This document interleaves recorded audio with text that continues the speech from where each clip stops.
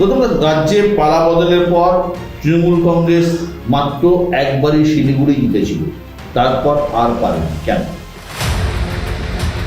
শিলিগুড়িতে অন্যতম factor অবাঙালি vote. এই অবাঙালি ভোট কি আপনারা পাবেন? আপনি পাবেন? এই মিথটা এবার ভাঙব। এসআইআর এর প্রভাব এবং এই মানুষের হয়রানি এবারে ভোটে কতটা প্রভাব ফেলবে? ব্যাপক প্রভাব ফেলবে। মানুষ প্রচণ্ডভাবে ক্ষুব্ধ। শিলিগুড়িতে ধর্মের হাওয়া কতটা প্রবল? এখানে আপনি ধর্মের কথা বললেন, আপনি উন্নয়নের কথা বললেন। ধর্ম নাকি উন্নয়ন, ভোটটা কী দেখতে হবে? শঙ্কর ঘোষকে প্রতিপক্ষ হিসেবে কতটা হেভিওয়েট বলে মনে করেন? না, আমি কোনো মনে করি না। ये डर मुझे अच्छा लगता है।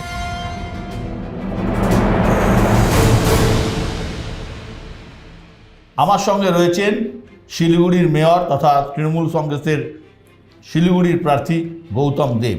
গৌতম দা, কী হবে শিলিগুড়িতে এবার? আর শিলিগুড়িতে আমরা খুব কমফোর্টেবল মার্জিনে জিতব। শিলিগুড়িতে কোনো সমস্যা নেই। প্রথম বড় নির্বাচন লড়ছি। এর আগে আমি একটা কঠিন 78 সালে জিএস দাঁড়িয়েছিলাম, সব স্টুডেন্টরা ভোট দিয়েছিল। ওটা একটা মিনি অ্যাসেম্বলি ছিল। ওটা থেকে শিলিগুড়িতে 4 বার আমি জিতে কাউন্সিলর ছিলাম। তো মাতৃভূমি এটা আমার, মানুষের সাথে আর্থিক সম্পর্ক। আর কারো বাড়ির পাশের বাড়ির ছেলে মেয়ে আছে, মনে হয় আমার কোনো সমস্যা হচ্ছে না। আমি যাচ্ছি, খুব ভালো আছে। আপনি শিলিগুড়ির মেয়র, এইটা কতটা অ্যাডভান্টেজ দেবে আপনার বিরুদ্ধে? এটা তো একটা বড় অ্যাডভান্টেজ দেবে। 1 নম্বর হচ্ছে যে দিদি এতবার শিলিগুড়ির উপর দিয়ে আসেন, শিলিগুড়ির প্রতি দিদির ভালোবাসা, ওনার ফোকাস, এটা মানুষ জানে। এখানে তারপর মেয়র হিসাবে 4 বছর, তো দেখুন একটা বড় জায়গায় মন্ত্রী থাকলে বা অন্য দায়িত্বে থাকলে তো অতটা নিবিড় প্রত্যেক দিনের যোগাযোগ তো একটু শিথিল হয়। পুরসভায় কর্পোরেশনে থাকলে সেই স্কোপটা থাকে না। আমি সেইটা কাজে লাগিয়েছি। 145 সপ্তাহ আমি টক টু মেয়র নিয়েছি 1 ঘন্টা, এবং কোনো সিলেক্টেড কোশ্চেন না, যা কোশ্চেন এসছে সেটাকে ফেস করেছি। 24টা ওয়ার্ডে মানুষের বাড়িতে থেকেছি। 210 কিলোমিটার মানুষের কাছে চলতে, পায়ে হেঁটে মানুষের কাছে গেছি। সুতরাং এত মানুষের কাছে আমার রাজনীতির বাইরে একটা সম্পর্ক আছে, সেই সম্পর্কটাকে মূল্য দিয়ে। গত রাজ্যে পালা বদলের পর তৃণমূল কংগ্রেস মাত্র একবারই শিলিগুড়ি জিতেছিল, তারপর আর পারেনি কেন?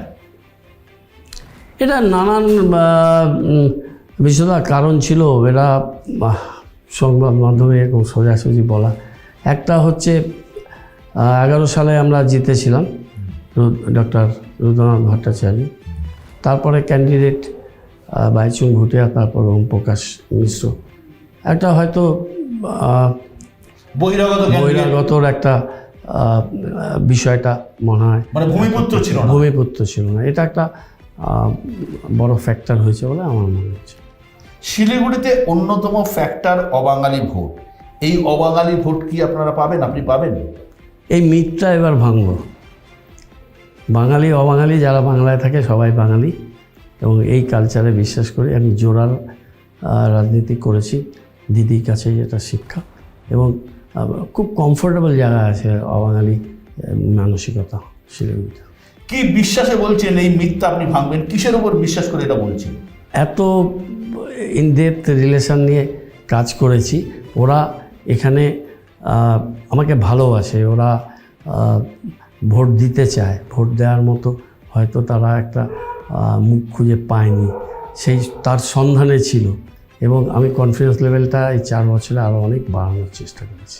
গৌতম, শিলিগুড়িতে প্রায় 2 লক্ষের কাছাকাছি ভোটার আছে, অবাঙালি ভোটের পার্সেন্টেজ কত?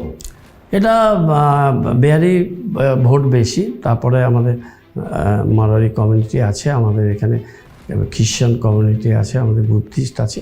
এটা কম বেশি 36-37%। গৌতম, এসআইআর এর প্রভাব এবং এই মানুষের হয়রানি এবারে ভোটে কতটা প্রভাব ফেলবে? ব্যাপক প্রভাব ফেলবে। মানুষ প্রচণ্ডভাবে ক্ষুব্ধ। এই 4 মাস 4.5 মাস লোকে এই রাস্তায় দাঁড়ানো, বাইরে থেকে একটি ছেলে পড়ছে ধরুন, বা কারো ট্রিটমেন্টে গেছে, তাদের ফিরে আসতে হয়েছে। এবং প্রত্যেক দিন, প্রত্যেক সপ্তাহে ইলেকশন কমিশন নতুন নতুন ফরমান জারি করেছে। এই রাস্তায় দাঁড় করিয়ে দেওয়া, তারপর যেটা ওদের এখন অ্যাডজুডিকেশানে আছে, এর আগে কেটেছে। একটা বাড়িতে দেখা যাচ্ছে 6 জন আছে, 2 জনের নাম নেই। এর তো কোনো একটা রেশনালিটি ছিল না এই নাম বাদ দেওয়ার ক্ষেত্রে। এই যে সারা জীবন মানুষ দেখেছে যে ইলেকশন কমিশন মানুষের নাম তোলার জন্য তাদের ফোকাস থাকে, এবার ফোকাস ছিল মানুষের নাম কত কাটা যায়। এই যে মানুষের হয়রানি, লাইনে দাঁড়ানো, একটা ভীতি, একটা আতঙ্কের পরিবেশ, এবং অনেকের নাম নেই পরিবারের। এরা সেই পরিবার, যে পরিবারের ধরুন 6 জন, তার মধ্যে 2 জনের নাম নেই। বিজেপি কি আশা করে যে সেই পরিবারের 4 জনে ভোট পাবে? এইভাবে কেটেছে। মানুষ অপেক্ষা করছে কবে 23 তারিখ আসবে আর কবে ইভিএম ছাপ মারবে।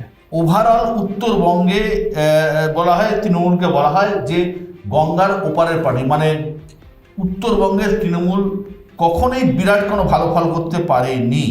এবারে উত্তরবঙ্গের তৃণমূলের ফলাফল কী হবে? উত্তরবঙ্গে আপনি দেখবেন যে রিসেন্ট পাস্টে যতগুলো বাইপোল হয়েছে, যেমন মাদারিহাটে কিন্তু আমরা কোনো দিনই জিতিনি। প্রথম জয়প্রকাশ টোপ্প জিতলো। আমাদের ধূপগুড়ি আসনটা আমরা বরাবরই হেরেছি, একবারই খালি জিতেছিলাম। সেই ধূপগুড়ির আসনটা তৃণমূল কংগ্রেস জিতলো। আরও একটা সিট তৃণমূল কংগ্রেস জিতেছে রায়গঞ্জে ওই সাইড থেকে। তো যেটা দেখা যাচ্ছে, এই বিজেপির যে এতগুলো এমপি বা এতগুলো এমএলএ নর্থ বেঙ্গল থেকে বিজেপিকে দিয়েছে, বিজেপিকে পুষ্টি জুগিয়েছে, বিজেপির যতটা এক্সিস্টেন্স, তার একটা মূল কারণ হচ্ছে উত্তরবঙ্গের এতগুলো জায়গায় ওদের জয়লাভ করা। সেটা ভাঙছে, দ্রুত ভাঙছে। মানুষের মোহভঙ্গ হয়েছে। চা বলয়ে বিজেপি খুব খারাপ করবে, ব্যাডলি শেপড আছে বিজেপি। তারপরে একটা প্রতিশ্রুতি বিজেপি রাখতে পারেনি। আর লোকে এই ধর্মীয় বিভাজন দেখতে দেখতে ক্লান্ত, মানুষ এর থেকে বেরিয়ে আসতে চাইছে। শিলিগুড়িতে ধর্মের হাওয়া কতটা প্রবল? এখানে ধর্মের সেরকম হাওয়া প্রবল কোনোদিন হবে না। এই কারণে এখানে যতগুলো পুজো প্যান্ডেল আছে শিলিগুড়িতে, একদিন না, ইচ অ্যান্ড এভরি 300-র বেশি, প্রত্যেকটা পূজা প্যান্ডেলে যে মানুষটা পৌঁছেছে তাদের কাছে স্মারক আর আমার শুভেচ্ছা নিয়ে সেটা আমি পৌঁছেছি। খুব কষ্ট হয়েছে, মহালয়ার আগে থেকে শুরু করেছিলাম, পুরো পুজো প্যান্ডেলগুলো গেছি। আমাদের মহিষাসুর মর্দিনী, আমাদের 48টা জায়গায় সকালবেলায় মহিষাসুর মর্দিনী আমরা বাজে 1 বছর না, এটা আমরা পরপর 3-4 বছর করেছি। এত বড় করে আমরা কার্নিভাল করি। এবং এখানে খুব বড় ধুমধাম করে আজকাল গণেশ চতুর্থী হচ্ছে, যেটা আগে ছিল না। গণেশ চতুর্থী বলুন, শ্যামা পুজো বলুন, ছটে আমাদের এখানে এটা হচ্ছে পাটনার পরে সবচেয়ে বড় ছট ঘাট আমাদের বিস্তৃত। দিদি ছট পুজোয় ছুটি দিয়ে দেওয়া, এবং ছটঘাটগুলো এত সুন্দর করে আমরা ওয়েল ম্যানেজড সেই ঘাটগুলো। এটা তো একটা কঠিন ব্রত, একেবারে সূর্য ওঠার আগের দিন শুরু হয়, তারপরে সূর্যাস্তের ঠিক আগে ওদের ব্রতটা শেষ করতে হয়। দণ্ডি কেটে যাওয়া, এই হিউজ এরিয়া, এবং তাদেরকে ফেলিসিটেট করা, ভালো ছটঘাটগুলোকে পুরস্কৃত করা। এই যে একটা সর্বধর্ম সমন্বয়ের একটা জায়গা নিয়ে আমরা কাজ করেছি। এবং এত বড় একটা মহাকাল মন্দির দিদি করছেন। অন্য অনেকগুলো ছোট বড় মন্দির বিভিন্ন জায়গা, এটা তো স্টেট ওইভাবে করতে পারে না, কিন্তু আমরা সেগুলো করেছি। এবং আমি নিজে তো ধর্ম বিশ্বাস করি, আমার বাড়িতে মন্দির আছে, আমি পুজো আর্চা করি, আমি রেগুলার যাই, কিন্তু সেটা নিয়ে আমি রাজনীতি করি। এই তো আপনি ধর্মের কথা অনেক কথাই বললেন, তো অনেকে তো ধর্মের সাথে মহাকাল মন্দির হওয়ার সাথে রাজনীতির ভোটের অঙ্কও জুড়ে দিচ্ছে। এটা ভুল, এটা একেবারে ভুল। রিলিজিয়াস ট্যুরিজমটা ওরা জানে না। সেই জন্য আগে দীঘা ছিল সমুদ্র সৈকতে মানুষের যাওয়া, এখন দেখুন একটা অত বড় ব্যাপ্তি নিয়ে জগন্নাথ ধাম করে দিয়ে ওখানকার নোমেনক্লেচার পাল্টে দিয়েছে। এত যে পর্যটক যাচ্ছে, এতগুলো দোকান হচ্ছে, এতগুলো হাই এন্ড হোটেলস হয়েছে, এটা তো ইকোনমিক কন্ডিশনটাকে তো একটা বুস্টিং করেছে। আর শিলিগুড়ি হচ্ছে উত্তরবঙ্গের প্রবেশদ্বার, গেটওয়ে। এখানে ধরুন আমরা বেঙ্গল সাফারি করে, এখানে ইসকন মন্দির, এখানে ধরুন গুম্ফা, এই 3-4টে জায়গা নিয়ে শিলিগুড়িতে অ্যাডবেস্ট একদিন কি দুদিনও স্টে করা মুশকিল। এটা একটা ট্রানজিট পয়েন্ট শিলিগুড়ি। এই মহাকাল মন্দিরটা আমি কল্পনা করতে পারছি যে শিবরাত্রি তার আগে পরে একদিনে 1 লক্ষ পুণ্যার্থী আসতে পারবে। সুতরাং এটা আমাদের একটা ট্যুরিজমে বিরাট হেল্প করবে। আপনি ধর্মের কথা বললেন, আপনি উন্নয়নের কথা বললেন। ধর্ম নাকি উন্নয়ন, ভোটটা কী দেখে হবে? ভোটটা এখানে উন্নয়ন দেখে হবে, এ ব্যাপারে কোনো সন্দেহ নেই।